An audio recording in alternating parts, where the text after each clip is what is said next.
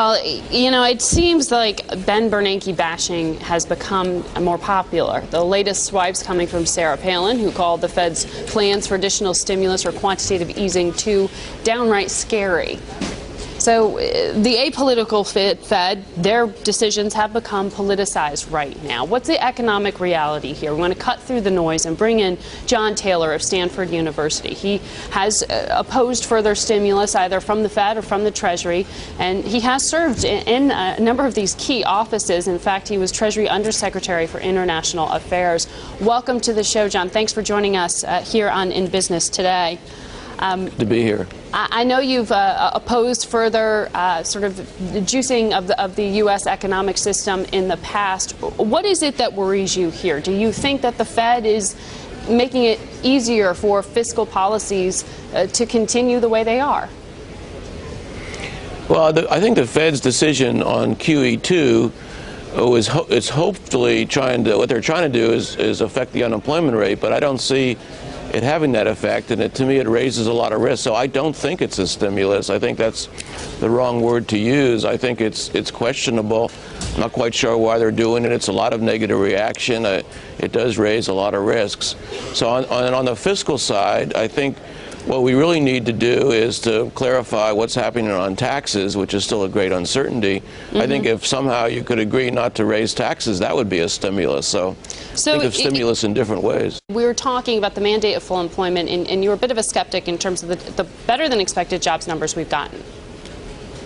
Well, I think the job numbers are good. They're coming in. It's still, we got this high unemployment rate, and you know, most people are projecting growth to stay pretty low right now, 2% or so for the current quarter. So that's not going to affect unemployment too much. So I think the most important thing for policy is to clarify what fiscal policy is going to be. And I mentioned tax rates and the debt. And at this point, monetary policy has just flooded with liquidity, so doing much more seems to me not productive at this point.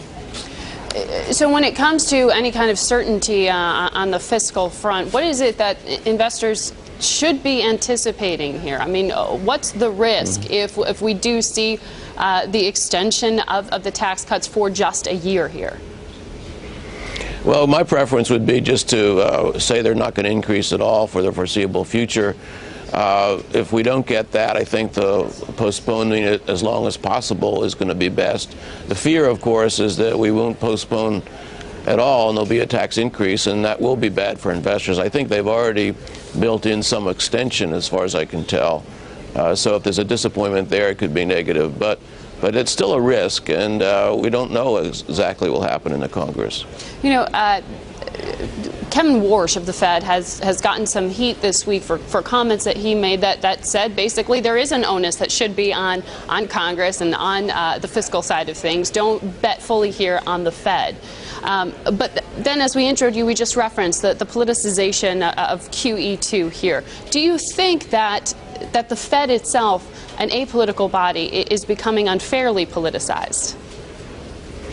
Actually, I don't think so. I think basically the Fed is, by these actions, moving into fiscal areas, and so it's doing things that are more than just regular monetary policy. It's very unusual. So I think it's reasonable for people to question and to point that out. We want to have a good monetary policy, and so if people have suggestions, I think it's quite reasonable. In the meantime, of course, this QE2 has politicized things internationally, with the President of the United States having to be out there defending it, and so it in itself has raised lots of questions politically. So, you know, Alan Meltzer wrote an editorial a while ago. I was just reading this morning to prepare for this interview, and he says that the only times we really saw the Fed live up to the mandate of high employment and price stability was when they failed your rule, the Taylor rule, and we had low inflation and stable growth. What should be applied right now? Well, the Taylor rule says interest rates should be not too much different than what they are. If you plug in the numbers, it's about 75 basis points, so it's pretty close. Could be a little higher, but the main thing, not a lot lower, because some people say, hey, it should be minus 4%, and that justifies a lot of the quantitative easing. I don't see that. I think Alan Meltzer is a student of the Fed since its start, and he sees some good periods and bad periods, and we had good performance in much of the 80s and 90s. And this recent aberration is something we'd like to get over. And I think his proposal to follow rules-based policy makes a lot of sense. And I hope we get back to that soon. But QE2 is not a rules-based policy, highly discretionary interventionist policy. When you hear vocal, sort of doubts being voiced by someone like Kevin Warsh about the efficacy or the fix-it-all sort of strategy of QE2, do you think there that perhaps the Fed might not go forward with all $600 billion of the purchases? I think it's a real possibility. I hope so. They left themselves some wiggle room, and Kevin has been pretty clear that he's worried about it. You have new FOMC members come in. Of course, there's been dissension in the FOMC. And so I think there's a possibility, and I hope so, because I think going the whole way here at this point is not wise. But it's still probably the most likely forecast, quite frankly. And the Fed operates under consensus, so even if you have a few more dissenters, it might not change things that much. All right. Well, we'd love to have you back on for a follow-up interview on this, John. Thank you for making time this morning.